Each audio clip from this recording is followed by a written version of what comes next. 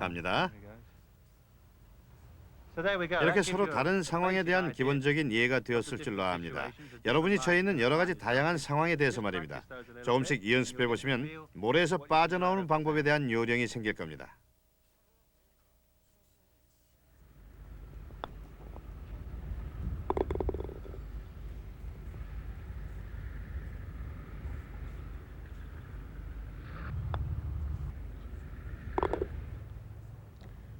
좋습니다. 이제 퍼팅으로 가보도록 하죠. 퍼팅은 골프 경기에서 가장 중요하고 재밌는 부분입니다.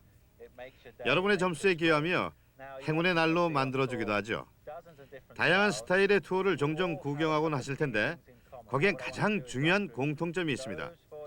제 말씀대로 철저히 연습하시고 그리고 나서 잘못된 점을 찾아 보완해 가기로 하죠.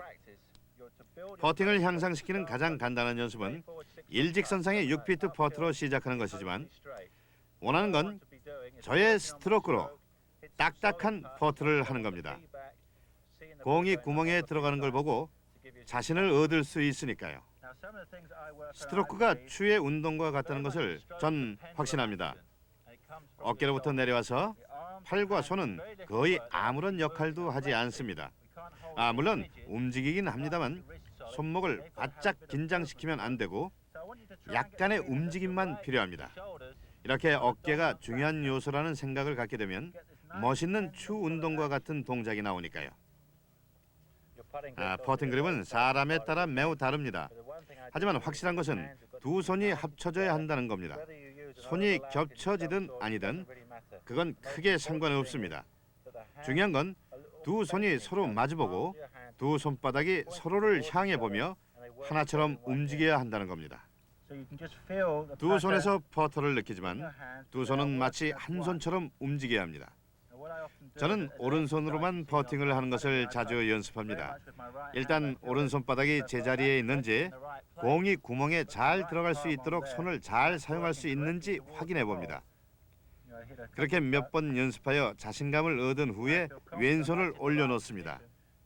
그러면 퍼터 헤드가 제 그립에 스퀘어로 작용하는 것을 느낄 수 있습니다.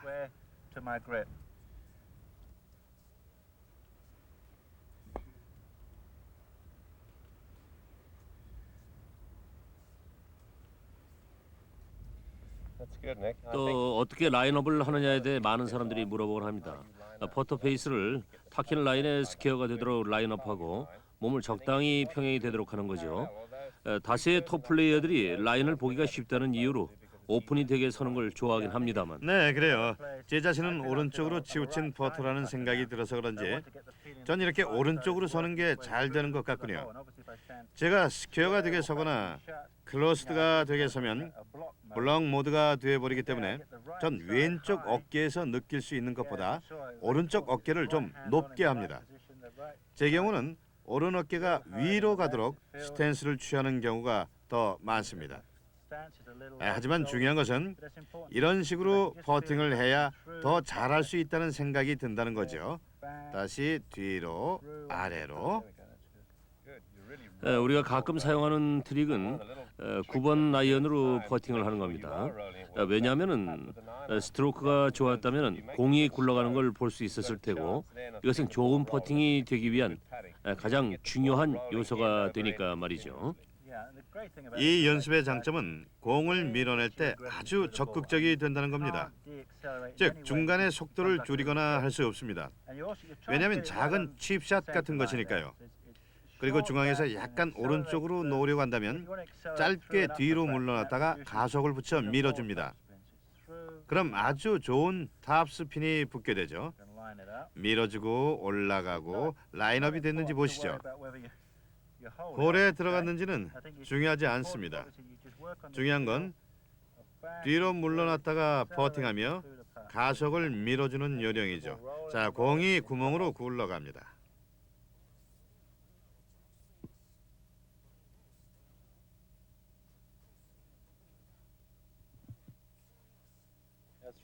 퍼팅에는 세 가지 매우 중요한 부분이 있는데 스트로크와 방향 그리고 거리가 그것입니다.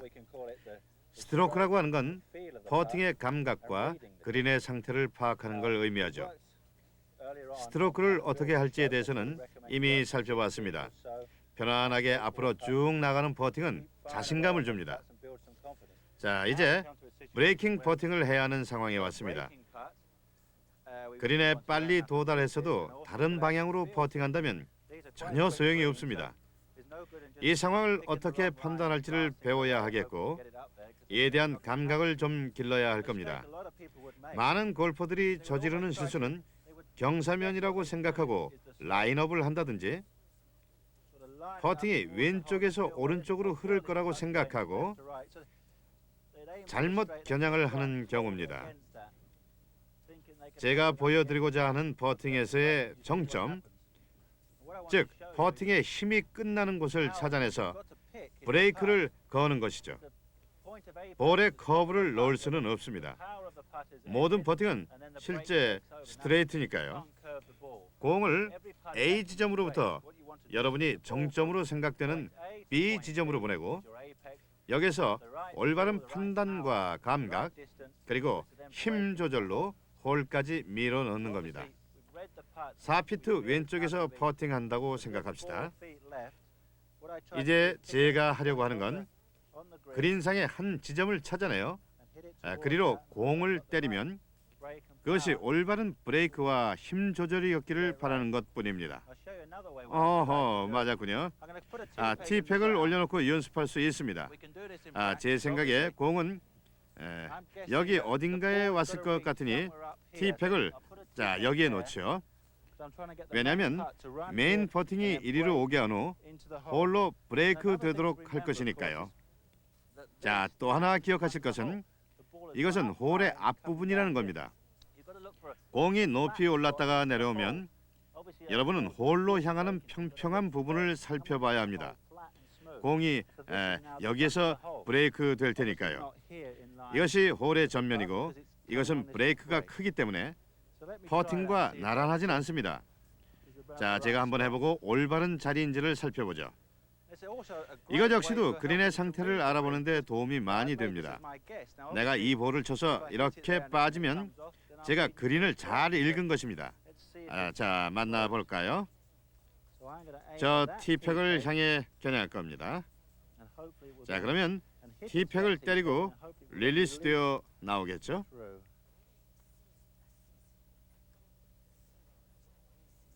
아하, 조금 낮게 나오는군요. 저 티팩보다 좀 낮게 갔습니다. 그러니까 제가 좀 더 높게 쳤어야 했군요.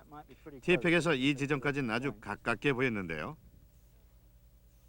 티팩의 안쪽에서 조금만 높이 주었더라면 제가 말한 대로 되는 건데 말입니다.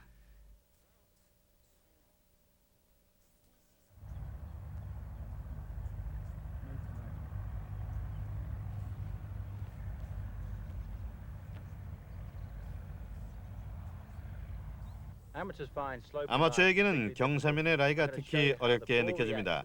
다양한 상황에서 어떻게 공이 반응하는지, 그러한 상황에 우리의 자세를 어떻게 맞춰야 하는지를 보여드리고 숙달된 분을 위해 제가 몇 가지 샷을 보여드리겠습니다.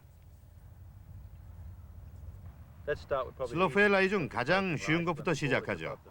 공이 발보다 위에 있는 경우입니다. 이를 올바르게 처리하는 방법은 현재 스탠스에서 약간만 뒤로 물러서서 클럽을 몇 인치만 내려잡고 슬로프에 따라 백스윙을 사용하는 겁니다. 자, 그대로 두세요. 그대로 턴하고 몸은 약간 수동적으로 되도록 놔두십시오. 팔이 뒤로 돌아가고 땅의 경사면을 따라가게 됩니다. 여기서 발생할 수 있는 건 공이 발보다 앞에 있으므로 클럽의 토가 올라가고 이렇게 되면 드로우나 훅이 나오게 됩니다. 이 상황에서 원래 스탠스를 고수하면서 이를 고치려고 애를 쓰면 더 큰 잘못을 저지르게 됩니다. 공은 너무 앞에 있고 클럽은 보통의 길이로 잡고 있으니 그저 휘두르게만 되는 겁니다. 그러니 조금만 뒤로 물러서서 아래로 내려잡고 팔로만 스윙을 하는 겁니다. 그러면 약간의 드로우가 나오게 되겠죠.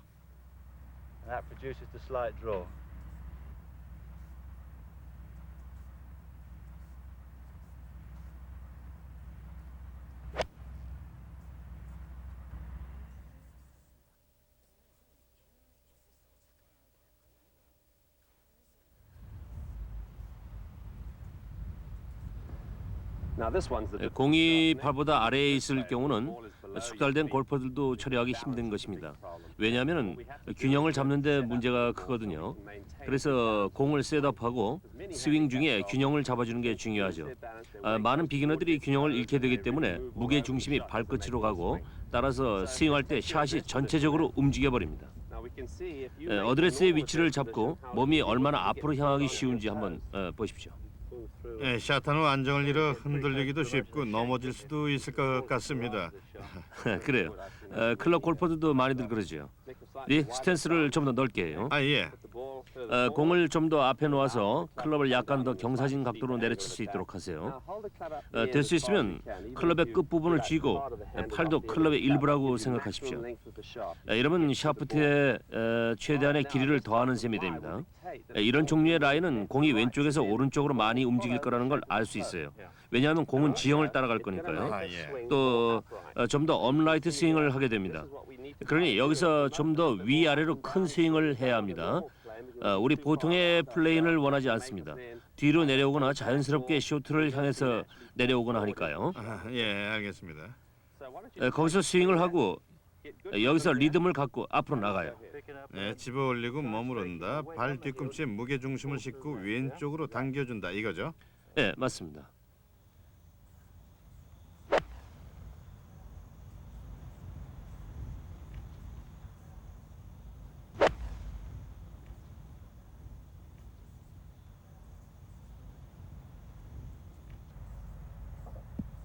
많은 사람들이 카메라가 슬로프의 경사도를 감추는 역할을 한다고 불평을 하던데 거기에 대해서 어떻게 생각하십니까?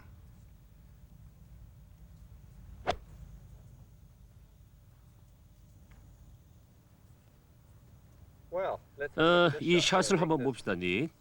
이것은 다운힐 라이고 따라서 균형을 어떻게 잡느냐가 문제입니다. 여기서 보통의 어드레스 포지션을 잡아보세요. 그렇게 서 있을 때 제가 이 샤프트를 여기에 놓거나 당신 어깨에 가로질러 이 깃발을 놓는다면 이게 경사면과 평행으로 보이지 않을 겁니다. 따라서 우리가 관심을 가져야 하는 부분은 몸이 슬로프와 평행이 되도록 해야 한다는 것이죠. 또한 무게 중심도 왼쪽으로 많이 가 있습니다. 이를 메꾸기 위해 공을 당신의 스탠스에서 뒤쪽에 놓았어요.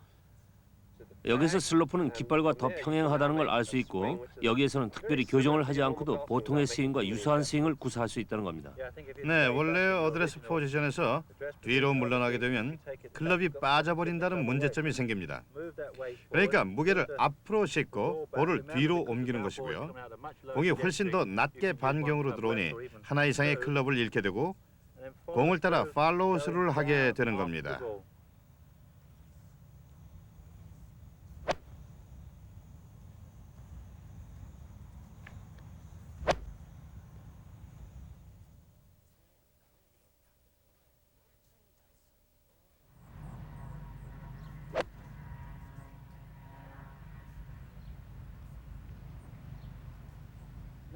이번엔 어필 라이에서의 두 종류 샷을 보여드리겠습니다.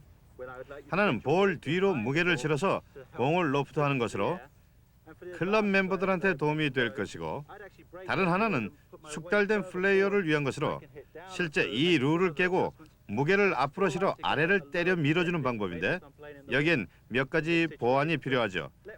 제가 보통의 어드레스 포지션으로 서면 데이빗이 핀으로 저의 무게 중심이 옮겨가는 걸 설명해 줄 겁니다. 슬로프에서의 모든 상황은 슬로프와 평행이 되도록 하려고 노력합니다.